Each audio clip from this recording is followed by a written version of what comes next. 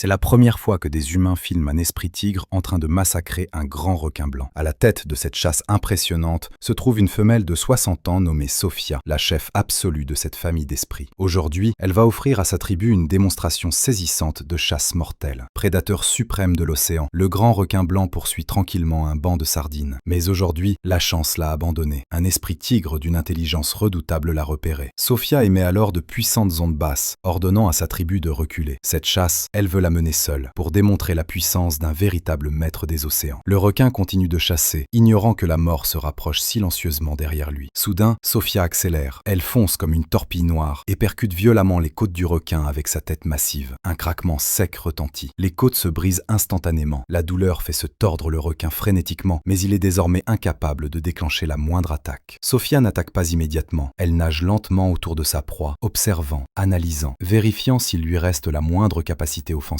C'est une règle absolue qu'elle enseigne à ses petits, toujours s'assurer que l'adversaire a perdu toute résistance. Lorsque les mouvements du requin s'affaiblissent, Sophia fonce. Elle le mord, l'entraîne sous l'eau et le noie. La famille retourne alors le corps et prélève uniquement son foie. Les esprits tigres ne chassent le requin blanc que pour cet organe. Riche en nutriments, il suffit à combler leurs immenses besoins énergétiques. Cette chasse exemplaire constitue la première grande leçon de survie que Sophia transmet aux jeunes. L'intelligence des esprits tigres est comparable à celle d'un enfant humain de 10 ans. Sophia est l'âme sage de la famille, mais elle sait que son temps est compté. À 60 ans, elle est déjà âgée pour un esprit tigre. Elle doit donc, dans le temps qui lui reste, graver son savoir dans la génération suivante. Bientôt, un second cours pratique commence. En mer, un groupe de dauphins se nourrit paisiblement. Sophia, désormais grand-mère, observe de loin. Sa petite fille est encore apprentie, et chaque observation renforcera ses futures chasses. La famille s'approche discrètement. Étonnamment, les dauphins croient que les esprits tigres veulent jouer et les laissent s'approcher sans méfiance. Sophia comprend leur naïveté, anticipe leurs mouvements et rejoint la chasse en ondulant lentement sa queue. La famille isole alors un dauphin du groupe. Au moment où la cible devient vulnérable, Sophia fonce et frappe précisément son abdomen, l'assommant d'un seul coup. C'est la deuxième leçon essentielle, la chasse par la ruse. Les membres de la famille émettent des cris aigus d'excitation, célébrant le succès de leur chef. À cet instant précis, Sophia sait que sa mission est accomplie. Ses 60 années de vie ont tracé un avenir pour sa lignée. Un héritage qui fera des esprits tigres une légende inébranlable des profondeurs marines. Applaudissons cette grand-mère légendaire de 60 ans.